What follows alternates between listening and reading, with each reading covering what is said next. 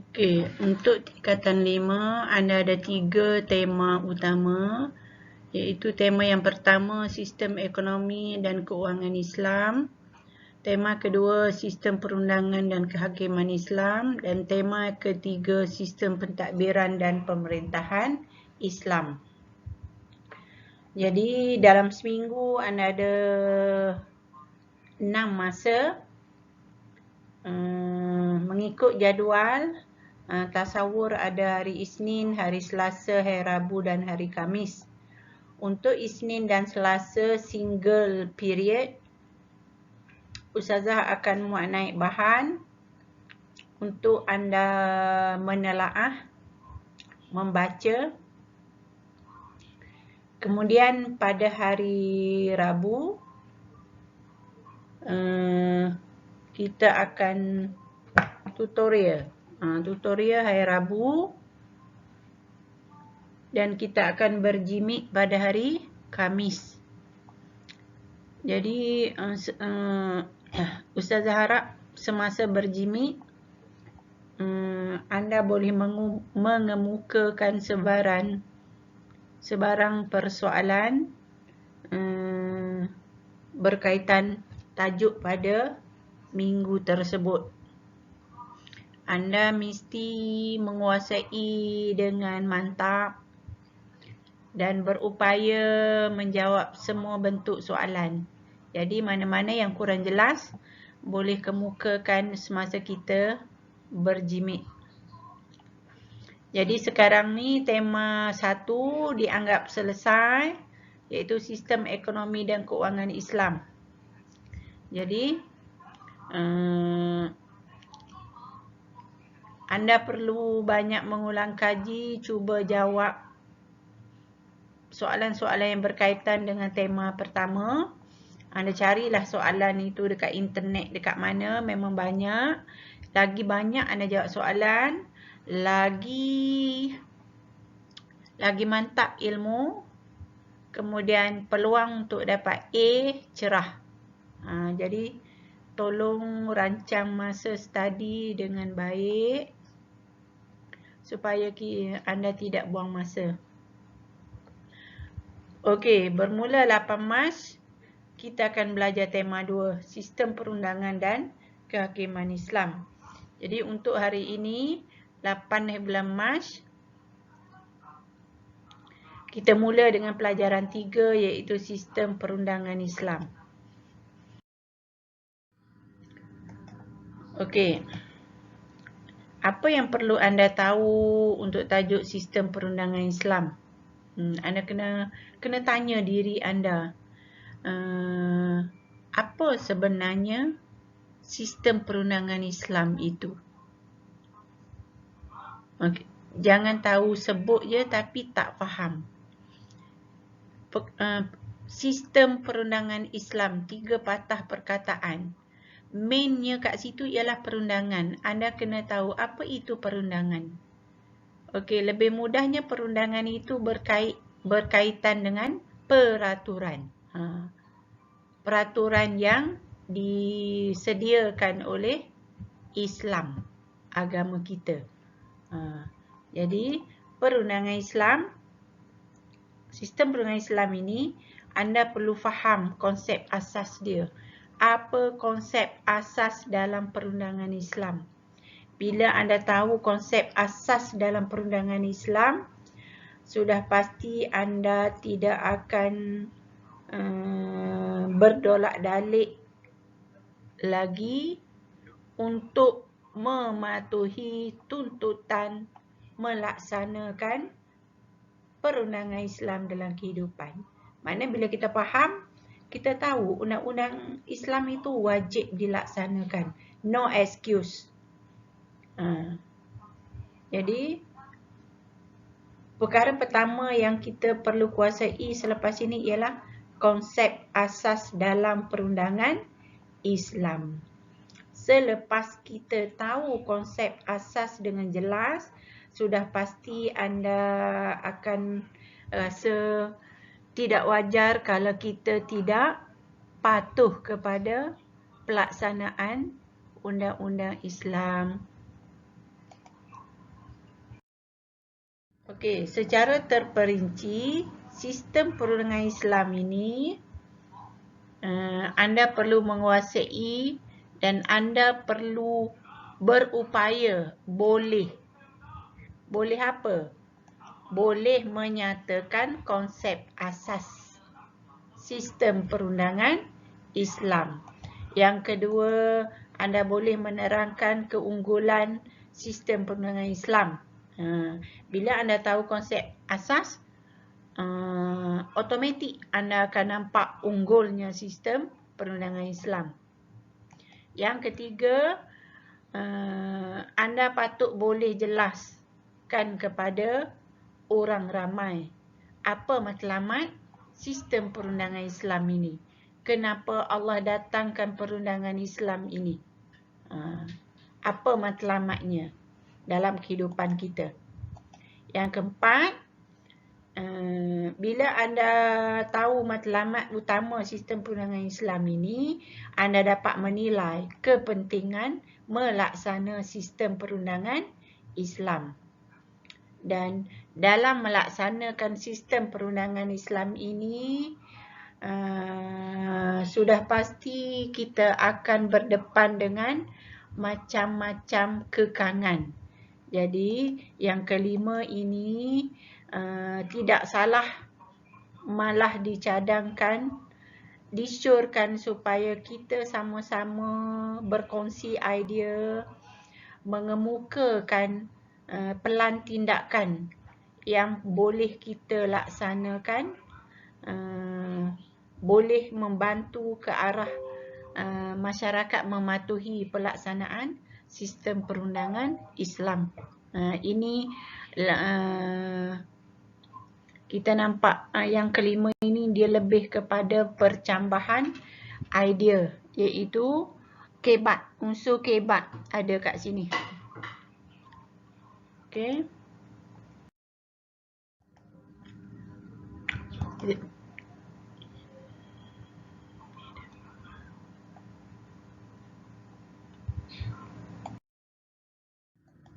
Okey, kita lihat pula maksud secara terperinci. Apa makna sistem perundangan Islam ini? Kita kena tahu apa makna sistem perundangan Islam. Main point kat sini adalah perundangan. Apa itu perundangan? Perundangan Islam bermaksud hukum yang ditetapkan oleh Allah kepada manusia dalam pelbagai aspek kehidupan seperti akidah, ibadah, akhlak, muamalat, munakahat dan jenayah. Dalam semua aspek ini ada perundangan, ada peraturan yang wajib kita ikuti. Kenapa kena ikut? Demi kebahagiaan hidup di dunia dan di akhirat. Jadi ada 3 benda kat sini. Sistem perundangan Islam ini berkaitan dengan hukum dalam pelbagai aspek untuk kebahagiaan dunia dan akhirat. Jadi sila catat. Tak sempat catat, anda screenshot. Ataupun anda ulang balik tengok. Okey. Boleh rujuk buku teks muka surat yang sama, iaitu muka surat 31. Okey, yang kedua, apa asas yang diterapkan di dalam perundangan Islam? Okey, ada 3 asas utama. Ada 3 elemen yang terkandung dalam sistem perundangan Islam ini. Pertamanya dalam sistem perundangan Islam, dia ada unsur pencegahan. Dia cegah. Undang-undang yang diketengahkan itu ada unsur pencegahan, iaitu dia mencegah berulangnya perbuatan jenayah. Bila undang-undang itu dikenakan ke atas pesalah, maka dia ada unsur pencegahan. Pesalah tidak akan mahu lagi mengulangi perbuatan tersebut. Yang kedua, pencegahan ni maksud dia memberi amaran. Bila dia memberi amaran kepada mereka secara tak langsung, dia akan mencegah seseorang itu untuk melakukan kesalahan. Contoh, dia kata mencuri, potong tangan. Itu amaran. Bila dengar potong tangan, maka orang tidak akan berani untuk mencuri. So, niat jahat itu akan dibatalkan. Jadi, bila orang itu mencuri dipotong tangan, andainya dia mencuri dan cukup syarat dipotong tangan, maka sudah pasti si pencuri atau si pesalah tadi tidak akan berani untuk mengulangi perbuatan jenayah tersebut. Itu maksud pencegahan. Asas sistem perundangan Islam ini, dia ada unsur pencegahan. Yang kedua, dia ada pembalasan. Maknanya dalam perundangan Islam dinyatakan sesuatu kesalahan itu akan dibalas dengan hukuman tertentu secara adil. Jadi, hukuman itu diwujudkan untuk mengelak perasaan dendam. Sebagai contoh, hukum hudud. Apa itu hukum hudud? Hukum hudud ialah hukum yang telah dinyatakan di dalam Al-Quran dan hadis. Kesalahan A akan dibalas dengan sekian. Kesalahan B dibalas dengan sekian. Itu maksud hukum hudud. Dinyatakan dengan terang dan jelas dalam Al-Quran atau hadis. Salah satu hukum hudud ialah mencuri, berzina. Curi, hukuman dia potong tangan. Berzina, hukuman dia sebat dan rejam. Selain pada hukuman hudud, dalam perundangan Islam ada hukuman qisas. Contoh. Sebelum saya bagi contoh, saya bagi tahu apa maksud qisas. Qisas ialah hukuman yang berkait dengan kesalahan membunuh dan mencederakan seseorang. Okey, untuk kesalahan membunuh, mengikut hukuman qisas, mengikut hukum qisas, orang yang membunuh dengan sengaja akan dibunuh balik. Bukanlah orang yang bunuh, orang yang mati dibunuh itu akan bangun balik pergi bunuh orang yang membunuh. Mana dia nak boleh bangun bunuh? Dah dia mati.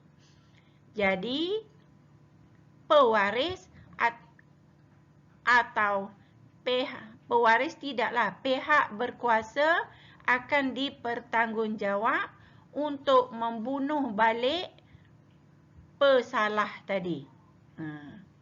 Pembunuh tadi. Jadi, dengan cara ini, sudah pasti akan memberi kepuasan kepada keluarga pihak yang dibunuh. Jadi, bila mereka mendapat kepuasan, sudah pasti perasaan dendam tidak ada, hilang. Itu dia punya asas dalam sistem perundangan Islam, pembalasan. Yang ketiga, asas sistem perundangan Islam, dia ada pemulihan. Pemulihan di sini, dia mendidik pesalah supaya insaf daripada kesalahan. Sebagai contoh, orang yang berzina yang belum kahwin, sekiranya mereka berzina, mereka akan disebat. Sebat tu apa? Dipukul, dibelasah. Jadi, setelah disebat, setelah menerima hukuman sebat, sudah tentu mereka akan insaf. Mereka akan insaf dan tidak mahu lagi melakukan kesalahan. So, secara tidak langsung, dia memulih peribadi pesalah tadi. Dia mengubah diri pesalah tadi daripada melakukan kesalahan kepada taat kepada ajaran agama. Dia mengubah seseorang itu daripada melakukan kesalahan kepada mentaati ajaran agama. Jadi di sini jelas kepada kita perundangan Islam merupakan satu peraturan yang sangat ideal kerana dia ada pencegahan, ada pembalasan dan ada pemulihan. Jadi dengan pelaksanaan perundangan Islam sudah pasti akan wujudnya sebuah negara yang aman dan harmoni. Kerana orang yang melakukan kesalahan setelah menerima hukuman, mereka tidak lagi berani untuk melakukan kesalahan itu berulang kali. Okey, rujuk muka surat 31 ya, buku teks. Kita lihat pula yang terakhir untuk konsep asas perundangan Islam, iaitu sumber. Kenapa perundangan Islam ini dikatakan adil?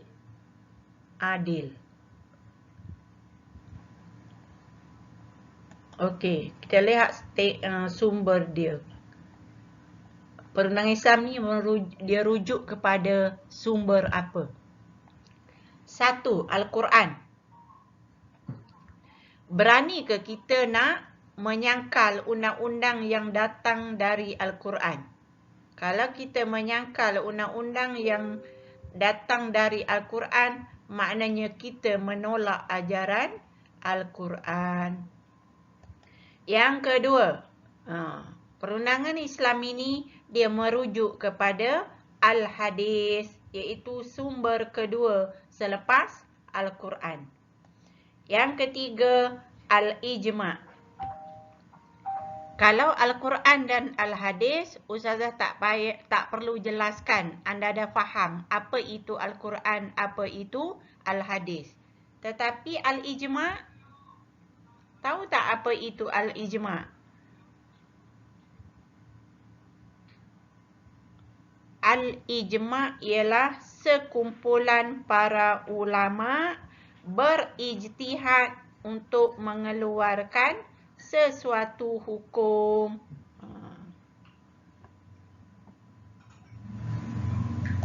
Dan yang terakhir, perundangan Islam bersumber kepada Al-Qiyas. Al-Qiyas ini bermaksud perbandingan. Banding apa? Banding apa yang berlaku pada masa tertentu, banding kesalahan yang berlaku pada sesuatu masa, dan kesalahan itu apabila dirujuk di dalam Quran,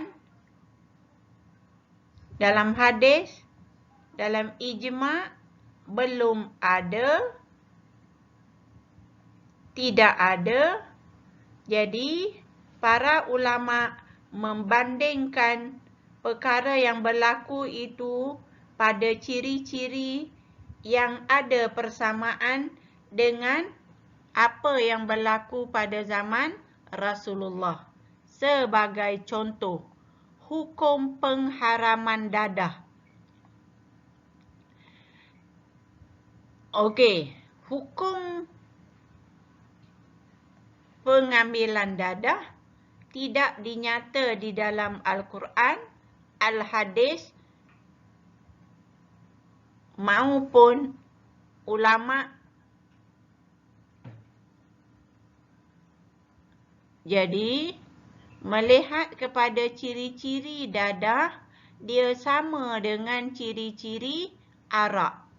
Arak haram sebab dia memabukkan. Jadi, dadah dia mengkhayalkan adik-beradik mabuk. Jadi, hukum dadah diambil daripada hukum arak. Apa hukum minum arak? Haram. Apa hukum mengambil dadah? Haram. Sebab pengambilan dadah boleh menyebabkan otak kita jadi rosak, tubuh badan kita jadi rosak, pemikiran kita jadi tak betul. Jadi lebih kurang arak. So, hukum arak dan dadah sama. Dadah diambil daripada hukum arak. Itu makna al-qiyas, iaitu perbandingan.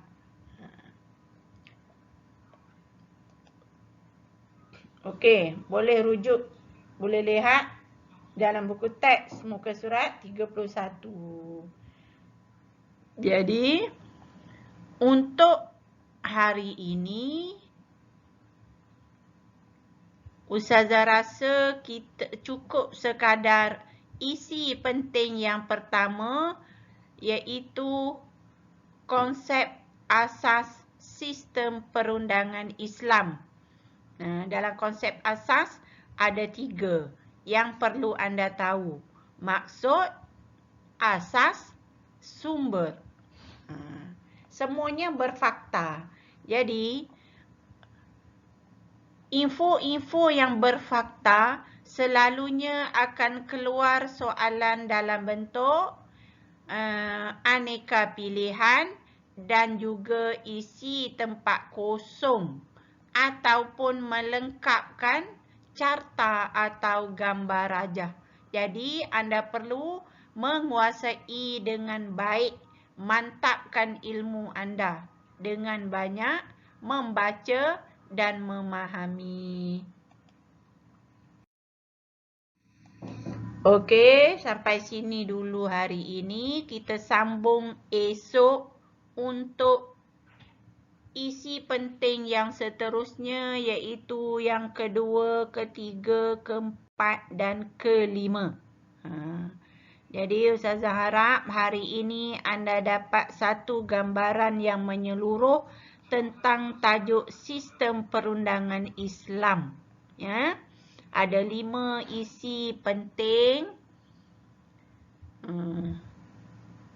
Jadi, tolong kuasai isi penting supaya anda tahu hala tuju pembelajaran anda. Okey? Terima kasih.